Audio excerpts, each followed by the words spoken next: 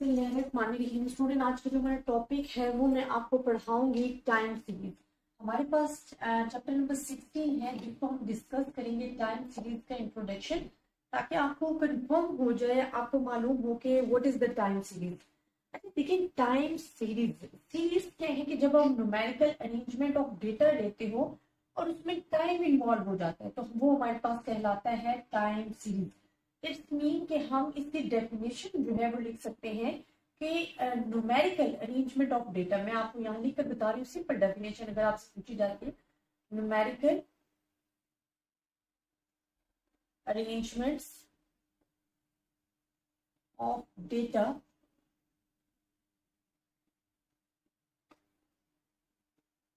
according to time. Numerical arrangement of data according to time is called the time series. It's a definition of the time series. अब वो क्या कह रही हैं, student को कह रही हैं कि आप कोई भी आपके पास न्यूमेरिकल अरेंजमेंट है ना, डेटा आपको न्यूमेरिकल अरेंजमेंट ऑफ डेटा मतलब कोई भी डेटा गिवन है, आप उसकी न्यूमेरिकल अरेंजमेंट कर रहे हो और उसमें टाइम इन्वॉल्व कर रहे हो। फॉर एग्जाम्पल जिस तरह वेदर वीडियो वाली है, अगर वो वेदर जो है उसका डेटा कलेक्ट करते हैं तो वो हर घंटे बाद जो है उसको चेक कर रहे होते हैं, तो वो जो टाइम इन्वॉल्व हो गया ना डेटा में, उसको हम कहते हैं टाइम सीरीज। इसी तरह आप देखो कि जो आपके कॉलेज के स्टूडेंट्स हैं, स्टूडेंट्स कितने एडमिशन ले रहे हैं इन अ कॉलेज, तो वो ईयर टू ईयर मालूम किया जा रहा है। इट्स मीन टाइम इन्वॉल्व हो रहा है डेटा जब आप अरेंज करते हो न्यूमेरिकल अरेंजमेंट को with respect to time, this is called the time series. तो टाइम सीरीज कहलाते हैं। And it's real life example जो कि आप ऐड किया करें, क्योंकि रियल लाइफ एग्जांपल्स अगर आपको पता है तो आप इजीली अपने कॉन्सेप्ट को जो है क्लियर कर सकते हैं। तो इसकी जो सिंपल डेफिनेशन है टाइम सीरीज की, हम कहते हैं numerical arrangement of data according to time is called the time series.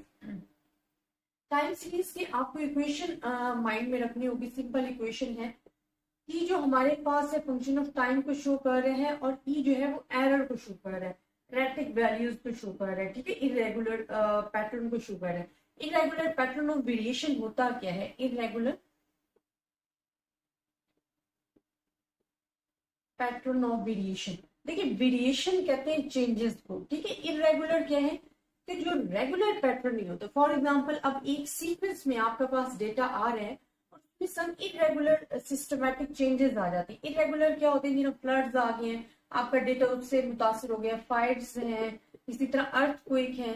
These are the thing जो कि आपके डेटा को क्या कर सकती हैं, अफेक्ट कर सकती हैं।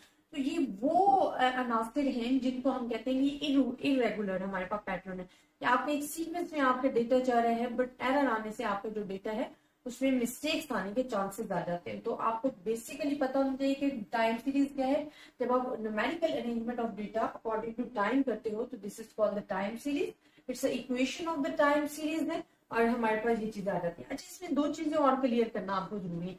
जब भी आप टाइम सीरीज का चैप्टर पढ़ रहे हो ना, इसमें आपके पास दो चीजें आएंगी। एक आपको कहा जाएगा what is signal and what is noise. ये दो कॉन्सेप्ट भी आपने क्लियर करने। तो सिग्नल एंड नॉइज आपके पास क्या है? सिग्नल हमारे पास क्या होता है? सिग्नल हम कहते हैं कि the signal is a systematic component of variation in a time series. ये एक सिस्टमैटिक कंपोनेंट है, systematic component of time series.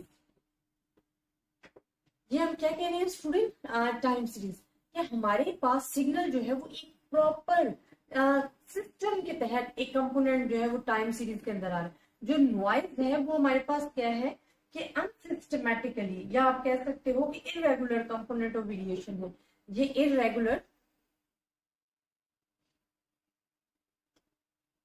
Component of variation है, कि वो वेरिएशन जो इरेगुलर पैटर्न में होती है, that is called the noise. अगर आप वैसे भी देखो तो जो सिग्नल होता है ना, वो एक सिस्टमैटिक प्रोग्राम प्रोवाइड करता है जिससे जो आपका फुल पैटर्न है ना वो बहुत ही सिस्टमैटिकली चल रहा होता है।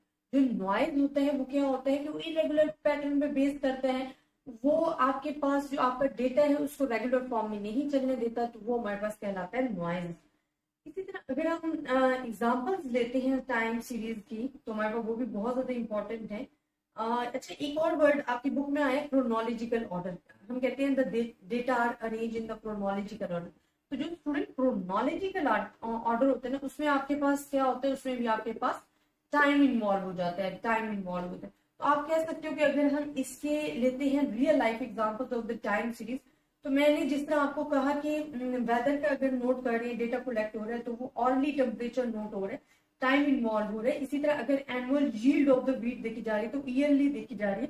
मंथली सेल्स ऑफ फर्टिलाइजर्स जो है वो आप देख सकते हो, मंथ मतलब टाइम इन्वॉल्व हो गया। इसी तरह enrollment of students in various years in college daily sales at departmental stores जो है वो भी आपके पास क्या आ गया, examples of the time series आ गए। अब स्टूडेंट इसमें एक और क्वेश्चन आ सकता है जब भी आप टाइम सीरीज पे डिस्कस कर रहे होते हो ना, कि कौन से ग्राफ के जरिए हम टाइम सीरीज को शो कर सकते हैं। तो ये भी बड़ा इंपॉर्टेंट है, आपको पता होना चाहिए कौन सा ग्राफ यूज करते हो हम टाइम सीरीज को डिस्कस कर सकते हैं। तो स्टूडेंट हमारे पास हिस्टोरीग्राम जो है वो यूज होता है फॉर द टाइम सीरीज के लिए। और ये ऐसे क्वेश्चन जो है ना वो आपका कॉन्सेप्ट वैसे भी क्लियर होना चाहिए, बिकॉज आप इंटरव्यू के लिए जा रहे हो, आप किसी भी टेस्ट की तैयारी दे रहे हो, आप टेस्ट दे रहे हो किसी भी लेक्चरशिप से रिलेटेड जिसमें स्टैट्स का डेटा इन्वॉल्व है, तो इस तरह के क्वेश्चन वो आपसे पूछते हैं बार बार। तो ये आप बेसिक कॉन्सेप्ट जो है अपने अच्छे तरीके से क्लियर किया करें। तो टाइम सीरीज में जो ग्राफ यूज होता है वो हिस्टोरीग्राम होता है। हिस्टोरीग्राम हमारे पास क्या होता है, हिस्टोरीग्राम वो होता है जिसमें टाइम इन्वॉल्व हो जाता है। हम कहते हैं histogram is a graphic representation of a time series that reveals the changes occur at different time period, जिसमें जो चेंजेस हैं वो डिफरेंट टाइम पीरियड में अकर हो रही होती हैं, ठीक है।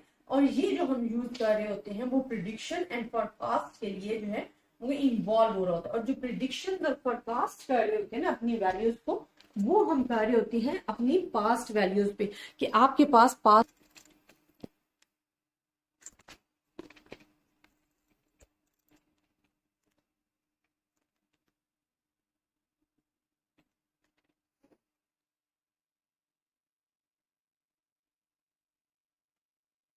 ये जो स्टूडेंट आप प्रिडिक्शन कर रहे होते हो ना,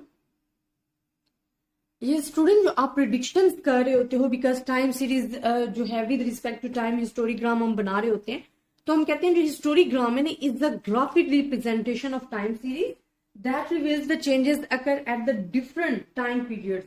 फर्स्ट स्टेप्स क्या होते हैं इन द प्रिडिक्शंस और forecast of the time series involves an examination of the set of the past observation. The most important thing कि जब भी हम हिस्टोरीग्राम में प्रिडिक्शन कर रहे होते हैं, अपनी वैल्यूज को फोरकास्ट कर रहे होते हैं, तो वो बेस कर रहा होता है अवर प्रीवियस ऑब्जर्वेशन पे, पास्ट ऑब्जर्वेशन पे। यह आपको वैसे भी पता होना चाहिए कि जब भी हम कोई फोरकास्ट वैल्यूज बनाते हैं, प्रिडिक्ट वैल्यूज बनाते हैं, तो हमारी जो ऑब्जर्वेशन है वो डिपेंड कर रही होती है अवर पास्ट ऑब्जर्वेशन पे। तो इसको हम हिस्टोरीग्राम को किस तरीके से कंस्ट्रक्ट करते हैं, इसके 3 स्टेप्स हैं।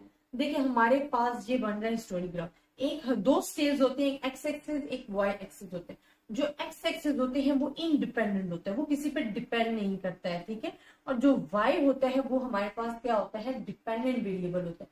तो फर्स्ट स्टेप हमारे पास क्या होता है कि we select the appropriate scale for the X axis and on the X axis we represent our time period, ठीक है। हम यहाँ पे टाइम जो है उसको डिस्कस करते हैं। अब टाइम को क्यों डिस्कस करते हैं स्टूडेंट, टाइम को इस तरह से डिस्कस करते हैं because it's a fix period, ये किसी पे डिपेंड नहीं करता। इसी तरह 1951 ले लेती हूँ, 1952 ले लेती हूँ, 1953 लेती हूँ, सो ऑन यहाँ तक मैं ले।